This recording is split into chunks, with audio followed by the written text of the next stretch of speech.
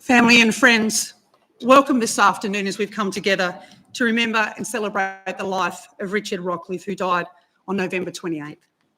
Thank you for being here today to support the family and each other as you say your goodbyes. Today is a celebration of Rick's life, a chance to talk about the legacy that he leaves and the impact he made during his time. Rick leaves behind his beloved wife, Jerry, his children, Jeremy and Sandra, Rachel and Kevin, Bridget and Ashley, Donald and Monica. His grand Harry, Lily, Ruby, Louie, Lucy, Evie, Freddie, Holly, Ted, Will, George and Rupert. He's a loved brother, uncle, mentor and mate to many. Rick was a devoted community man and he loved the Northwest Coast. He devoted so much of his life to serving and helping his community. But of course, family was always his first love and priority. I would like to ask Chris to come forward now and lead us in a prayer.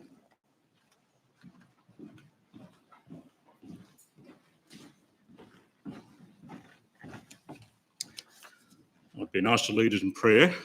So for those who are interested in doing that, let's pray.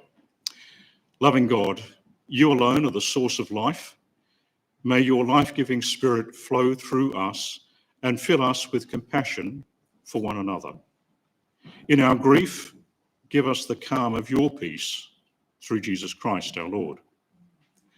God of all wisdom and order, you made humankind in your image. You placed us in your world with authority to rule and responsibility to tend and care for your world.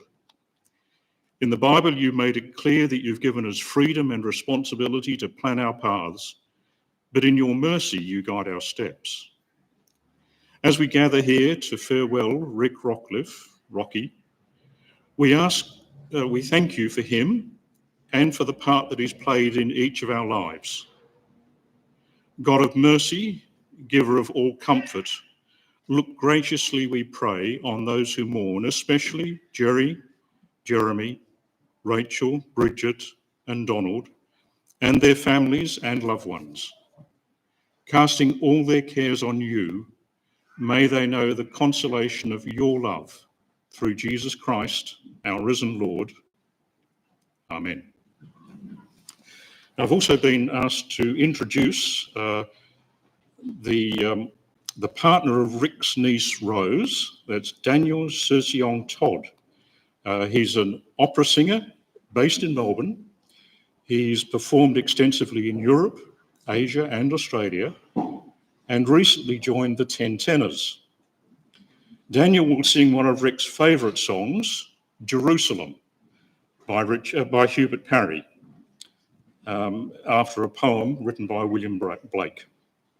Thank you, Daniel.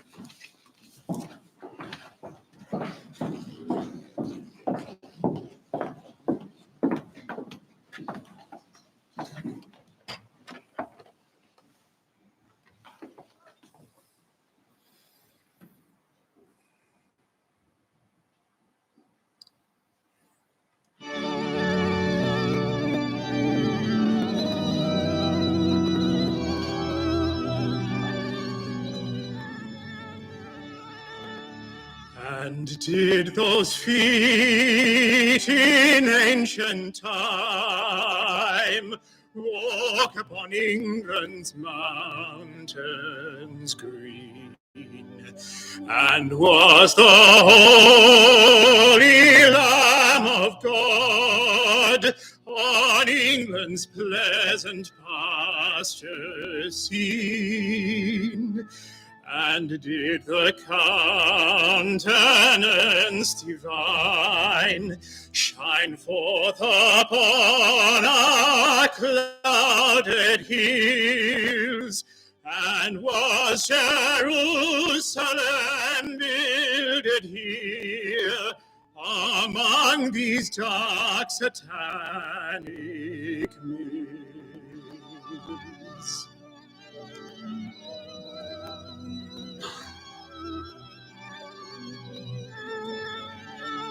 Bring me my bow of burning gold. Bring me my arrows of desire. Bring me my spear, oh clouds unfold. Bring me my chariot of fire. I will not cease from men to fight, nor shall my sword sleep in my hand, till we have built Jerusalem in England's green and pleasant land.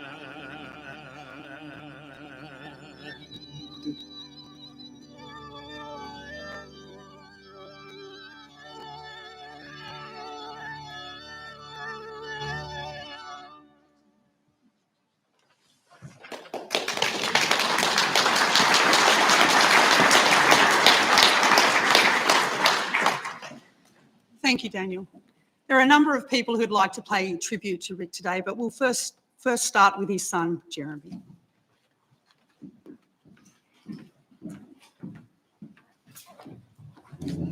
Thank you, Tracy, and thank you, Daniel. That was magnificent.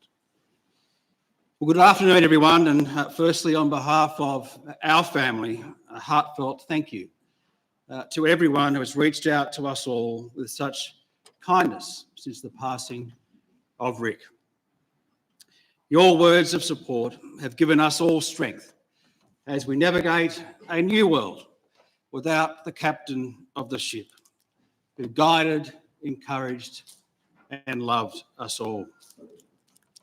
Dad's last few weeks were not easy, spending the last 5 weeks in hospital, but thankfully, the last 5 days in the place he loved the most, his home at Sassafras. Acute myeloid leukemia won the final battle in the end, but not without a fight. Throughout his over 2-year illness, Dad was a stoic, uncomplaining, and no-nonsense soul who lived for every extra day so he could be with family, and at the end was surrounded by those who loved him most. Our family would also like to thank and pay tribute to the wonderful nursing and doctor and staff care at the Mersey Community Hospital and the Launceston General Hospital. With special thanks to the oncology team at the Mersey, Dad could not have been in more professional, caring, or compassionate hands. Rick was born on the 26th of September 1944 and had a fortunate life where he made the most of every opportunity. The eldest son to his mother Edna, a teacher, and his father Donald, an engineer at the hydro. 3 sisters followed, Meredith, Jocelyn and Susan. Susan, who is with us today, farewells the last member of the immediate family she grew up with, and as such, we carry a special thought for you today, Susan. Although many may assume Dad grew up at Sassafras all his life, his first 2 decades were largely spent in Hobart, or more precisely, Bellerive on the eastern shore. He started school at Albura Street Primary School. At age 5 years of age, walked from his home in Ormond Street in Bellerive to the ferry, and then from Hobart Ferry Terminal to school all by himself. High school at Hobart Tech and then Hobart High for matric. While at school, he did the local paper round, and that taught him a lot about people, especially those that were happy to give a bit extra to the paper boy on those cold, wintry days.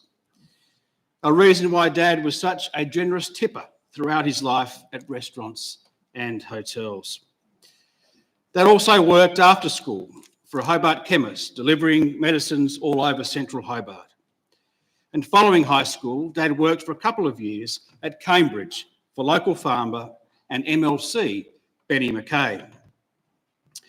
But it was many a holiday as a young child spent at Sassafras as he travelled by train to visit and work for his uncle Jeff on the land his father grew up on at Springfield. It was here his love of the land and farming life was forged. He wasn't to commence a farming career, however, without the required agricultural training, and in the mid-1960s enrolled at Lincoln College in Christchurch, New Zealand, a decision that changed his life, where he met the love of his life, my mother Jerry. In the last few weeks of his life, Dad informed my sister Rachel that his two greatest achievements in life were marrying Jerry and building the Big Spud. Of course, his 4 children, Rachel, Bridget and Donald and I, and his 12 grandchildren are comforted by the fact that we assume we came in a close 3rd, 4th, 5th, 6th, etc. behind Kenny the Kenneback. But Rick loved and learnt a lot in New Zealand and had a good time. The Lincoln Ag students and Christchurch nurses in training, like my mum, would certainly make up most of the numbers at any party going around. And it was at one of these occasions where Dad met Mum, a party at my father's flat where he was in his comfort zone, in actual fact, in charge of catering. Mum's first impression of Dad was that he was a kind and gentle, good-looking boy. Rick was invited to Christmas dinner at Mum's in 1966, and less than a year later, they were married in Christchurch on the 18th of December, 1967. Following this, Rick and Jerry made their home at Sassafras, and I often admire my dear mum, an only child, leaving the long white cloud, including friends and family, and setting up life across the ditch. Mum having no idea of farming life, and despite the beautiful countryside, their home at that time was a humble, even primitive abode in the need of a lot of care and attention. Mice and snakes were not uncommon inside the house, and on their first night together at Sassafras, Mum recalls a massive tarantula on the ceiling and a squawking possum stuck inside the bedroom walls. But Dad loved farming, loved tending to and nurturing the crops grown at Sassafras over many decades, and he embraced innovation. There was rarely a year without a trial plot, usually Tasalc or Servag, in a crop or two. Dad also loved his lamb production. In fact, he was an excellent stockman, skills he developed on farms in the Highlands in New Zealand. His animal husbandry was second to none. But if he couldn't tend to the ewes in the flock, he would call in others to do so, even when it made no economic sense. We would often get very large veterinary bills that would far outweigh the value of the ewe or its potential offspring. But he loved his animals and he gave them the best chance in life. But Rick did have varying degrees of success with farm working dogs and their ability or lack of to work. The only time Dad could have been accused of losing it was when the working dog he put all his faith in to round up the sheep did in fact the opposite. This would have accounted for 90% of occasions. And I attribute gaining my full knowledge at age 3 of every possible word in the foul language vocabulary, witnessing the cursing master barking instructions to his disobedient canine. The truth is, good or bad, Dad loved his working dogs. The older he got and the more expensive the dog, the less work they did. His last dog, Jack, went from kennel out near the sheds to kennel under the veranda to, for the last 18 months, enjoying the serenity of bed and blanket in the lounge room. Dad's animal husbandry skills also extended to that of the craftsman. He was a jack of all trades and mastered many. He could build almost anything, from kids' toys to farm sheds to specially crafted coffins with which to lay our favourite family pets or his loyal, if not useless, working dogs to rest.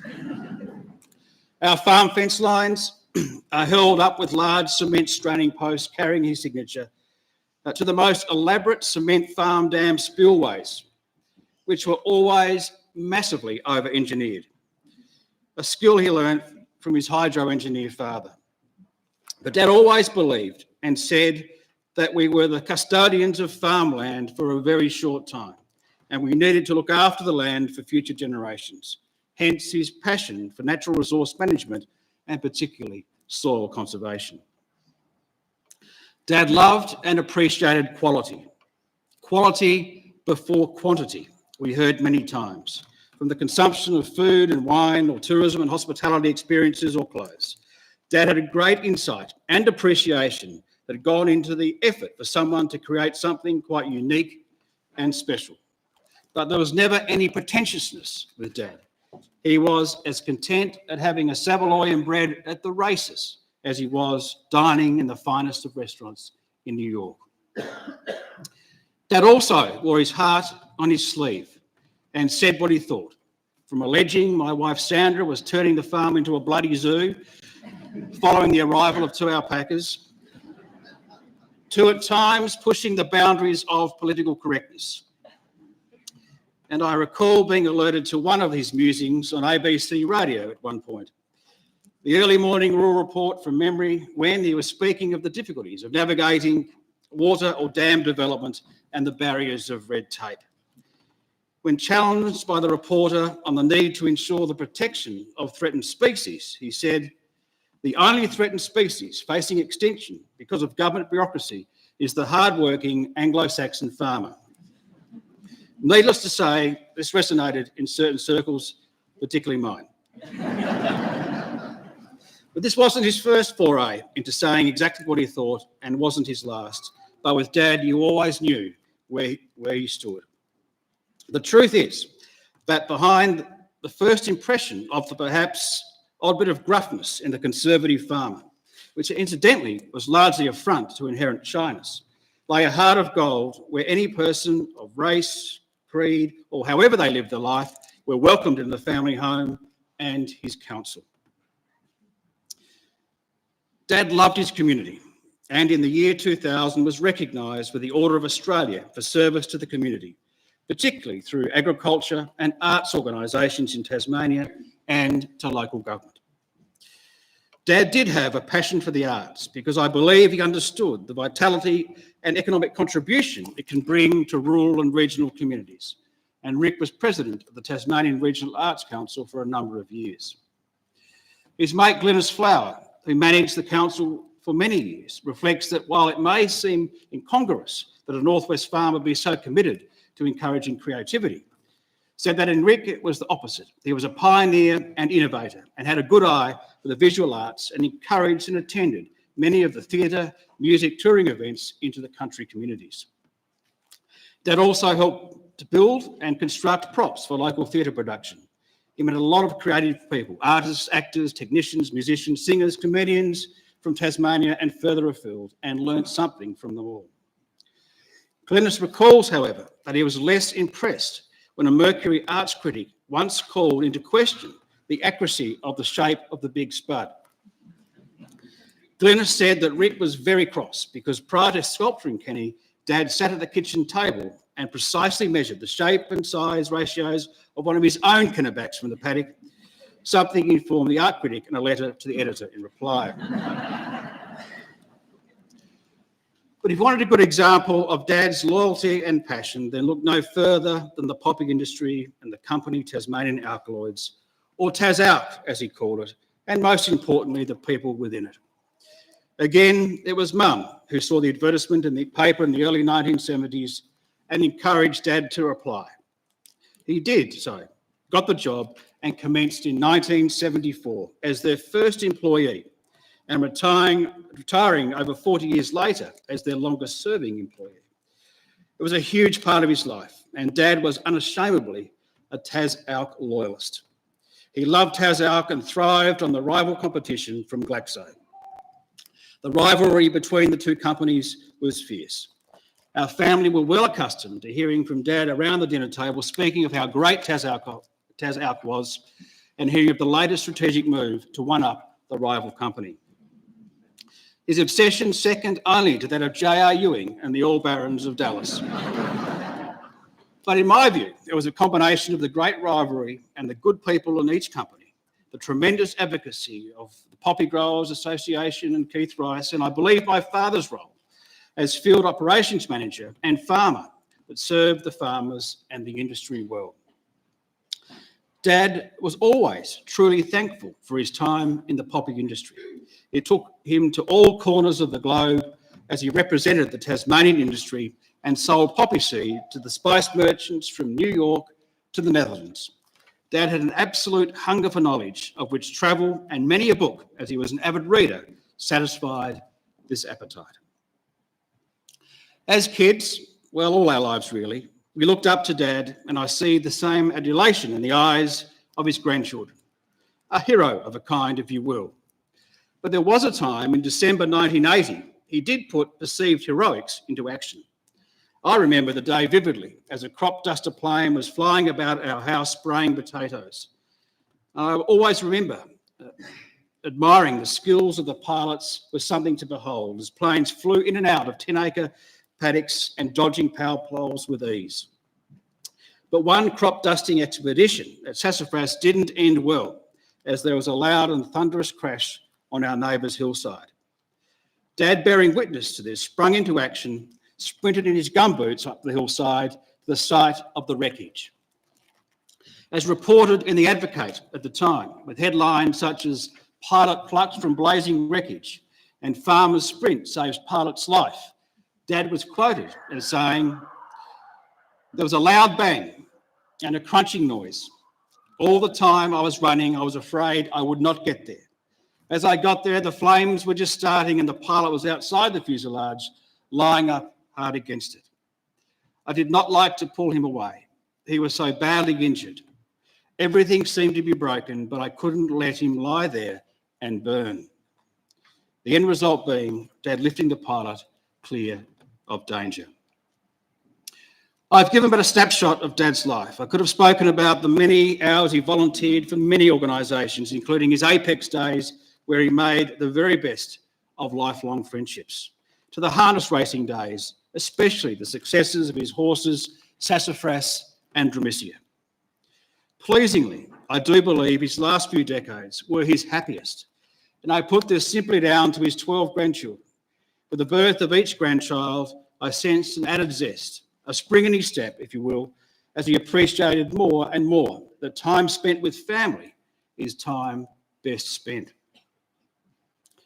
As I conclude, I want to again thank everyone that has reached out to our family in recent times, and particularly your reflection of Dad.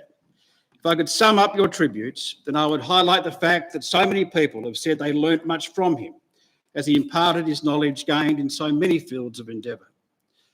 But what I'm most proud of is people's reflections of his generosity, generous to the core, both in time, kindness and resources.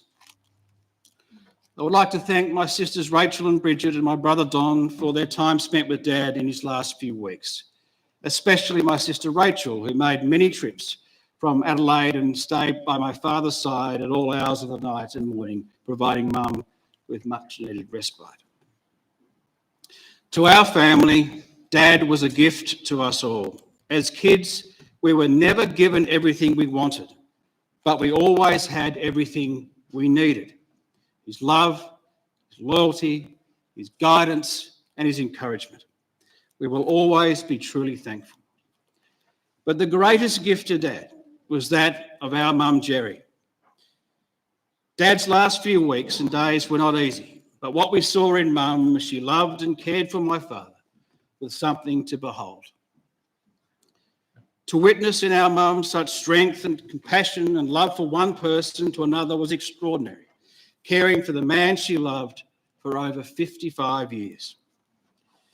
As I walked into the room shortly after my father's passing, there he was, with Mum, finally at peace in the embrace of this most magnificent and beautiful woman. He could not have wanted for more. A fortunate life and a life well lived. Rest in peace, lad.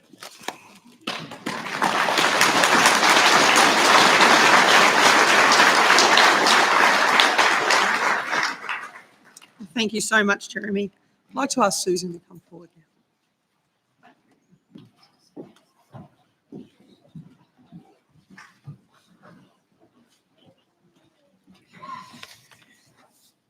Thank you, Jeremy, for that wonderful account, a very comprehensive account of the life of dear Rick. I hope Rick will understand that I wish to acknowledge Tasmanian Aboriginal people as the traditional owners of this land and pay my respects to elders past and present.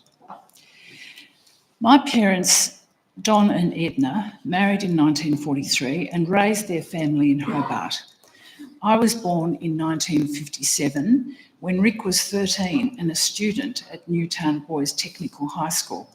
My sister used to say that I was a source of embarrassment to Richard because of that. Between us were our sisters, Meredith and Jocelyn. We all lived in a big old house in Belrive on the eastern shore of Hobart. My mother, Edna, told the story of going out into the large back garden to look for Ricky when he was about 3 and seeing his snowy head way up in the tall pine tree as he waved to her.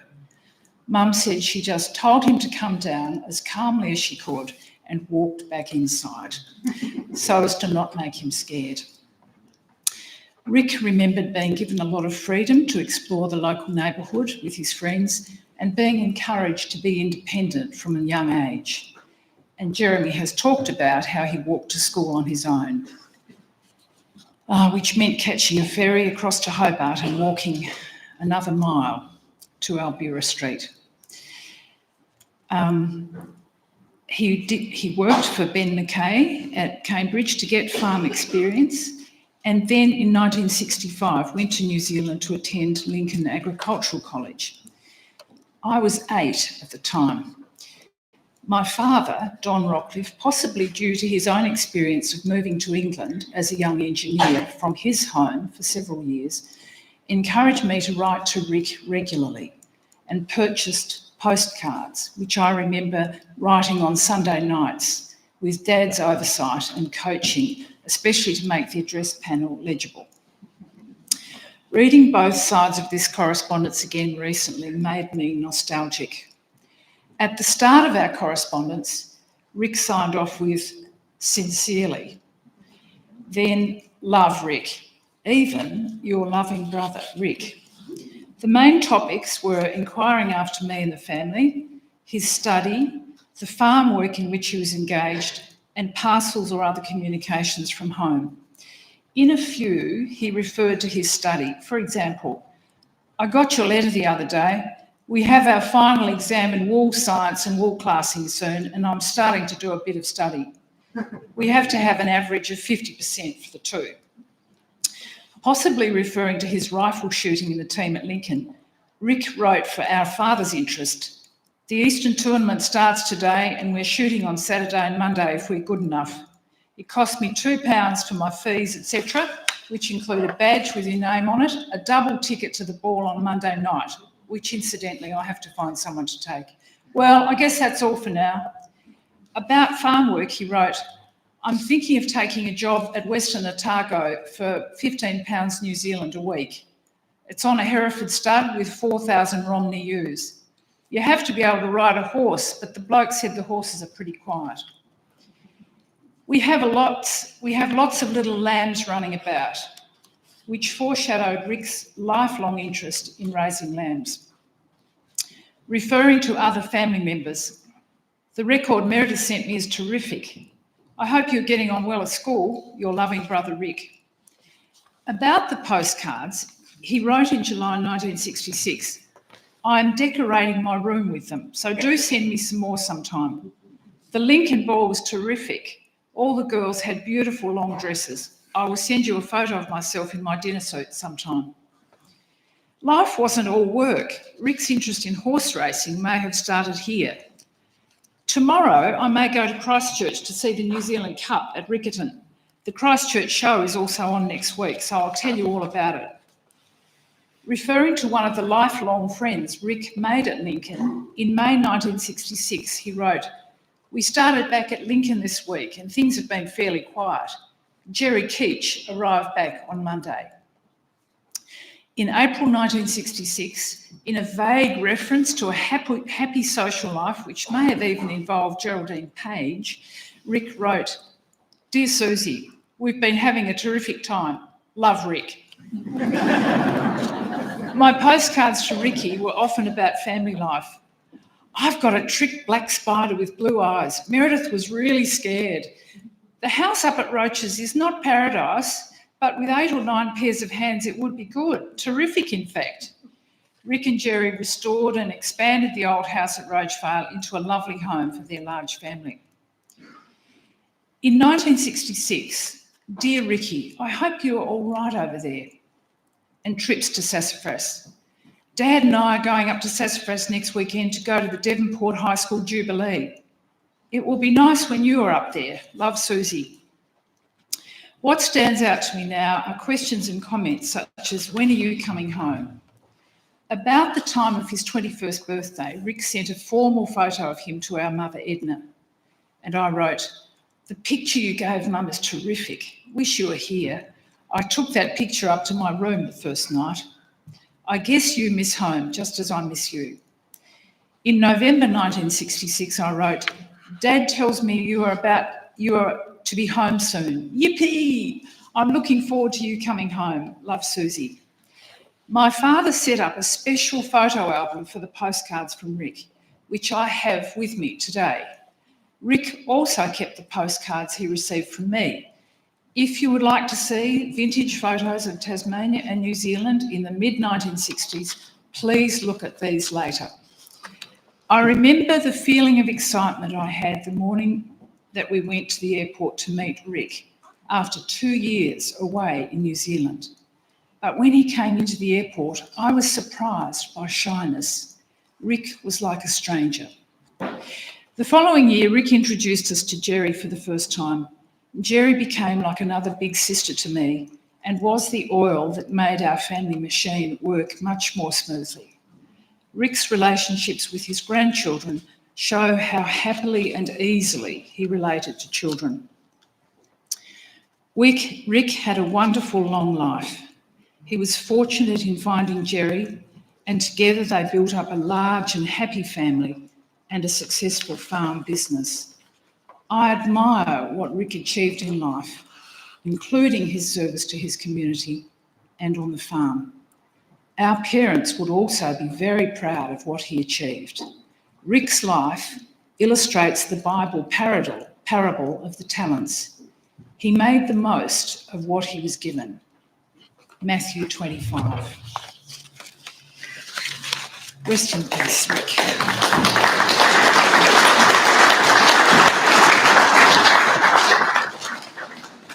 Thanks, Susan. I'd like to ask Terry to come forward now.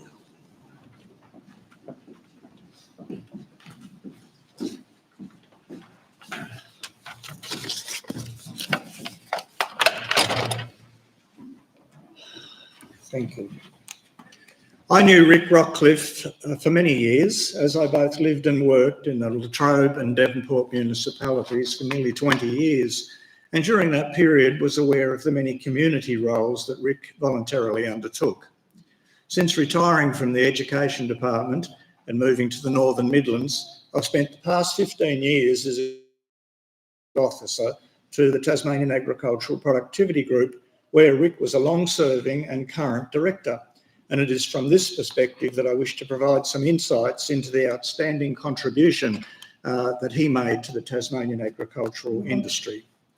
Rick's agricultural knowledge was grounded in a lifetime of practical farming experience, balanced by the insights and knowledge that he gained early in life through attending Lincoln Agricultural College that Jeremy told us about, and coming home with his wife-to-be, Jerry.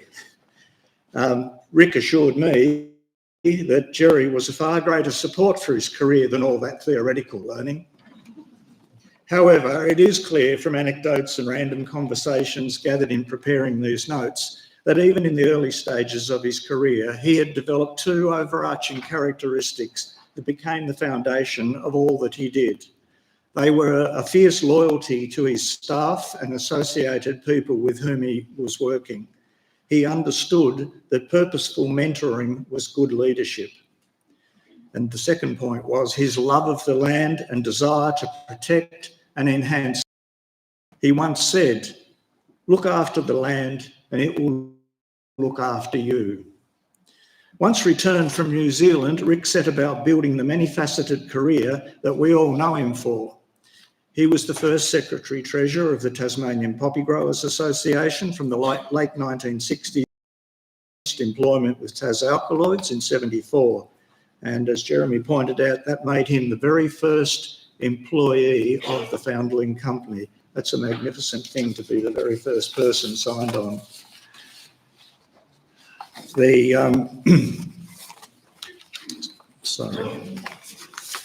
From the early 1970s, Rick was a member of the steering committee for the Sassafras Wesley Vale Irrigation Scheme and more recently on the committee for the current scheme.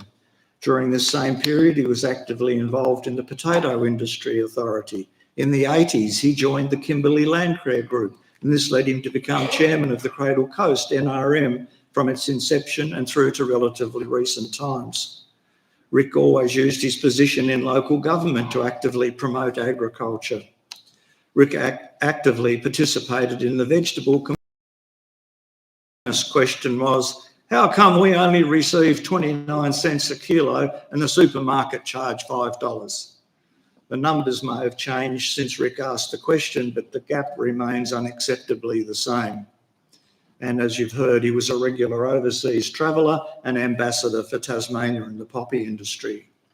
This last point allows us to reflect further into his career in the poppy industry. Rick's name was synonymous with poppies. He was a major player in the team that have pioneered the development of the industry in Tasmania. He believed that high-quality field support for farmers throughout the state was essential. His reputation has been built not only on his knowledge, but importantly, the trust that he engendered from many years of fair dealing. Poppy growing is potentially a lucrative industry, but it's tempered with significant seasonal and financial risk. And for him to have built his reputation in this testing environment was a testament to Rick's innate honesty and strength of character.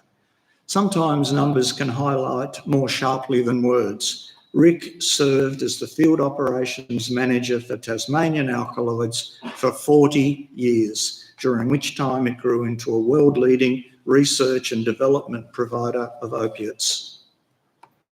Rick had two passions in life, his family and agriculture.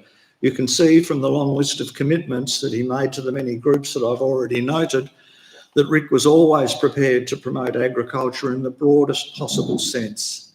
I believe his membership of TAPG became his special project or vehicle to address the big picture policy issues directly with government. Well, how did this group come about? In the late 80s, I understand that Glenn Graham was the newly appointed manager of Edgell's Cannery in Devonport, and he called a meeting to discuss productivity. The exact next steps are lost in history, but by 1989, TAPG was a registered not-for-profit company.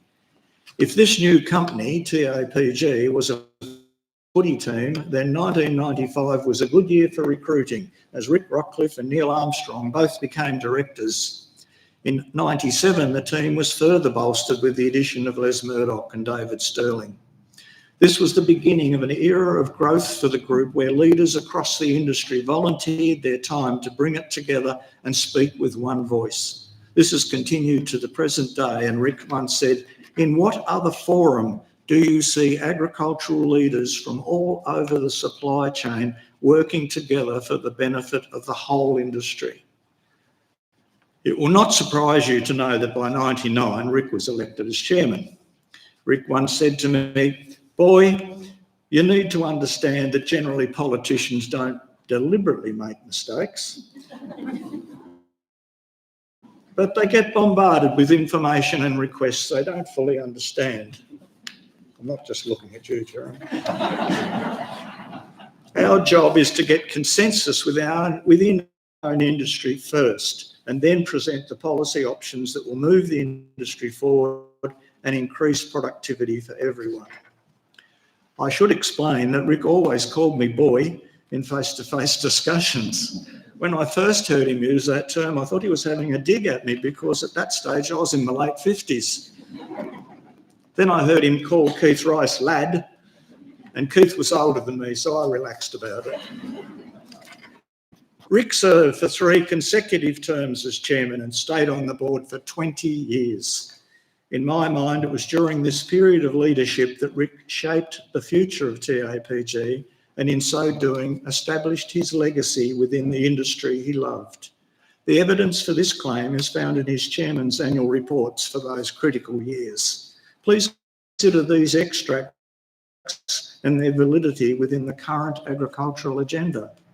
1999, promotion of safe quality food through Tas Quality Vegetables, championing of self-regulation through our endeavours to highlight the importance of our industries through the Tas Agricultural Trail, lobbying politicians about water resource management, the state's financial position and the investment of compulsory superannuation.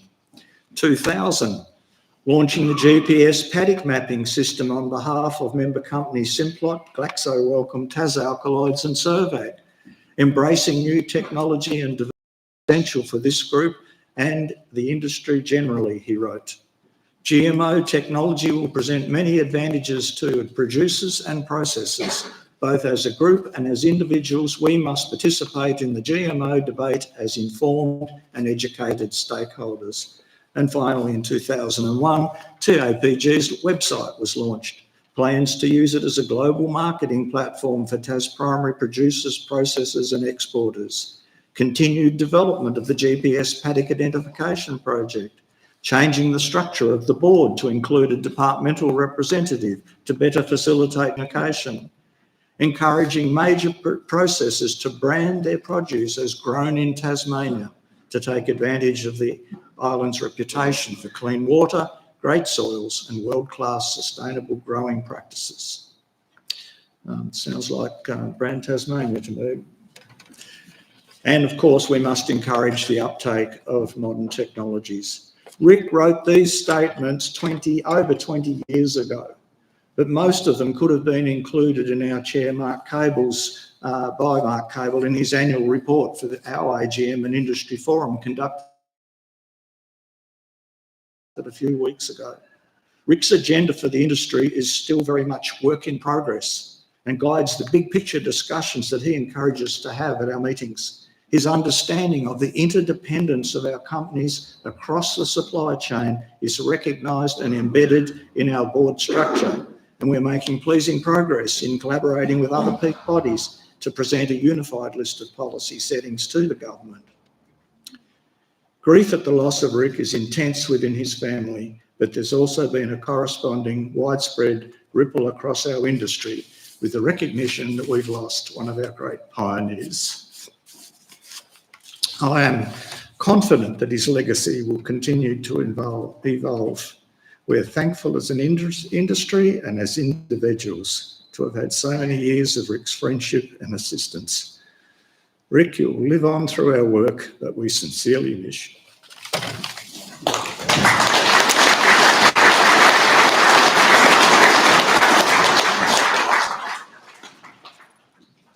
Thank you, Terry. I'd like to ask Peter to come forward now.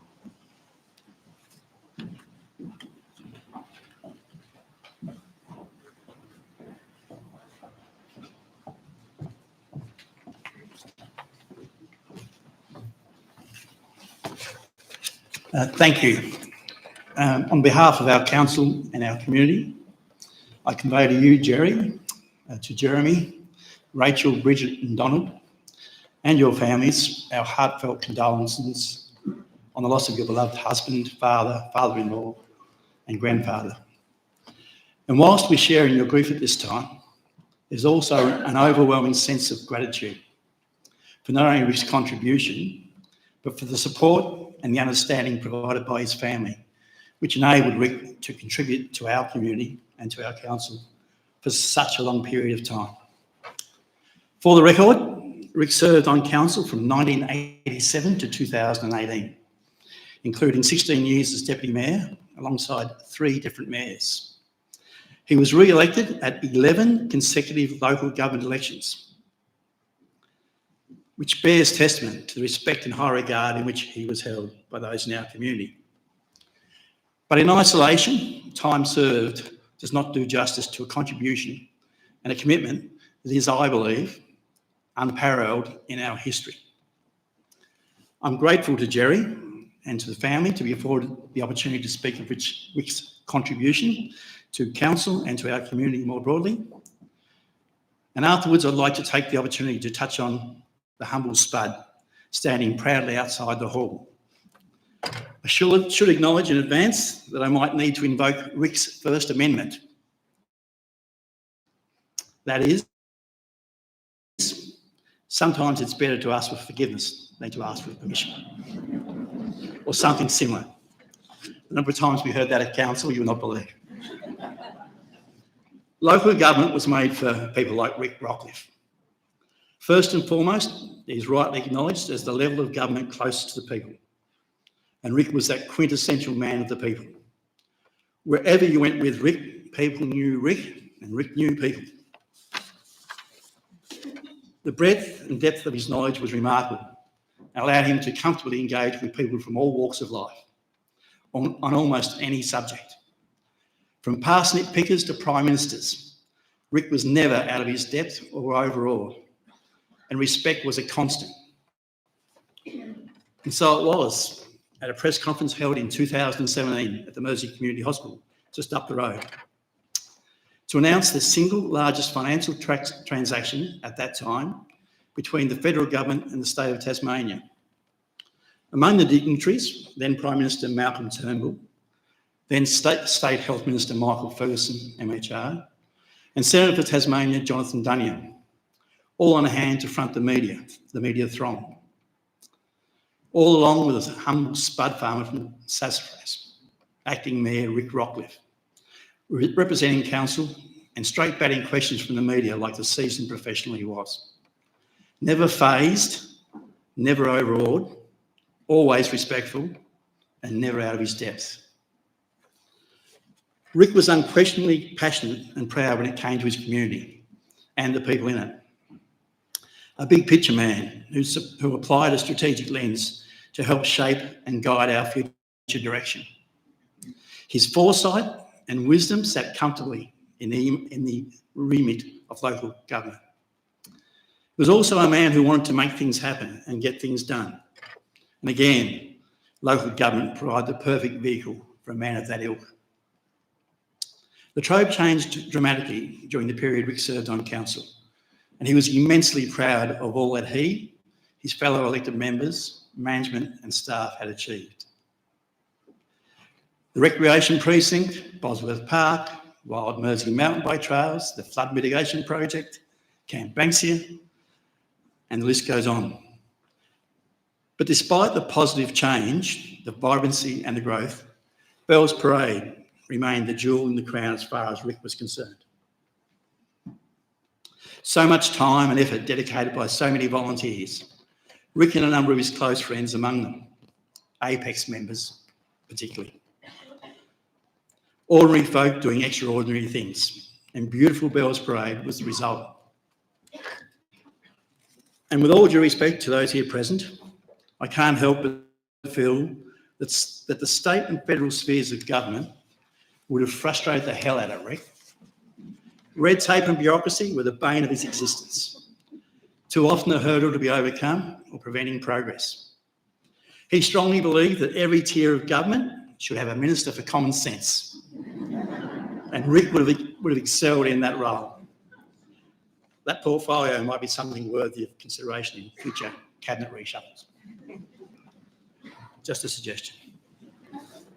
Local government provided Rick with the opportunity to initiate and to champion projects and programs that he believed were in the best interests of his community, to use his skills and knowledge to make a difference in the lives of those he served, and make a difference he did.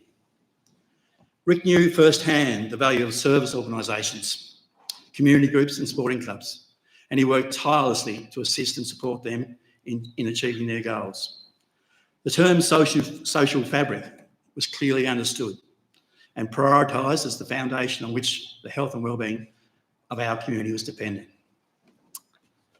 But back to Rick's guiding principles for a moment and their application to local government. The second of these is, and I quote the man himself when he said, "Boy." So you weren't the only one. He said, "Boy, quality is remembered long after price is forgotten," unquote. Quite closely aligned to number 3, which goes something like, "If a job's worth doing, it's worth doing well." I know, Donald, you're nodding your head. I'm sure you've heard that before. With those guiding principles in mind, and again, with all due respect to those present, I can confirm for those travelling south today, the Bass Highway is not a local government road, just to be clear. Rick's time at council was not without its lighter moments, but to be fair, none of us saw one coming when during the annual process of setting fees and charges, the debate ultimately turned to dog registration charges. Discussion usually related to the council officer's recommendations or consumer price index increases and so forth. But on the night in question, Deputy Mayor Rick Rockliff chose to speak to the concession that council applies to working dogs, believe it or not. And out of nowhere, and I know where now, but out of nowhere, suggested that we should consider applying a further concession for working dogs that wouldn't work. Now I get it. Now I get it. We were lost for words, and thankfully live streaming of meetings hadn't commenced at that time. On a more serious note, Rick's commitment to council and community certainly didn't finish when he retired from council at the end of 2018.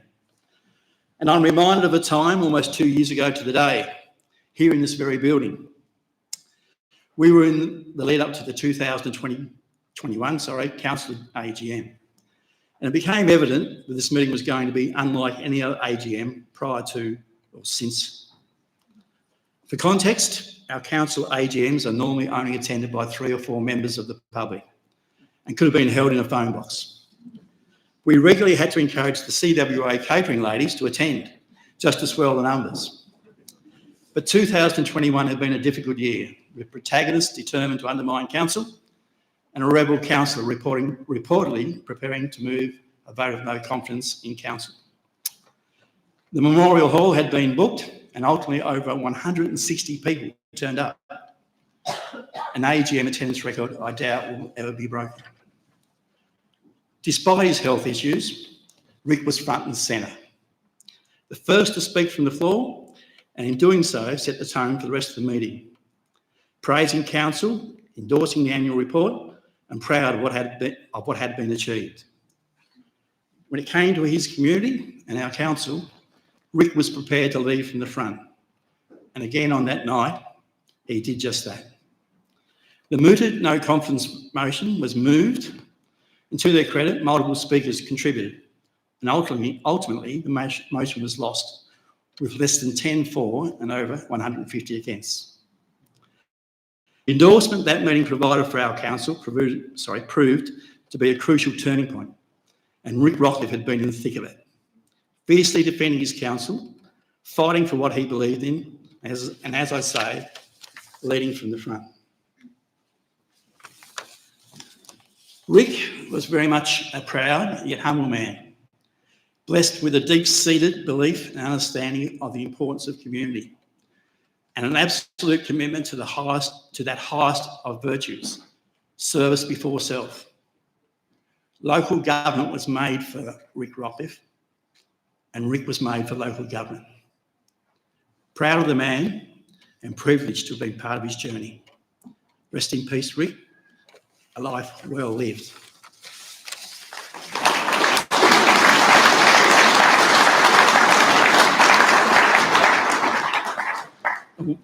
I did warn you, Jerry, I was going to Kenny. So just for those who are interested, Kenny is very much out the front. But an update, Kenny's demise has taken on a life of its own and the interest has been incredible.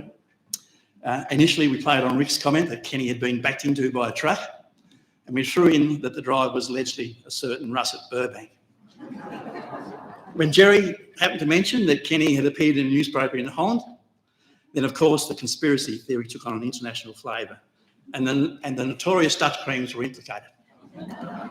Their leader, aka Pink Eye, became a potato of interest for the local police.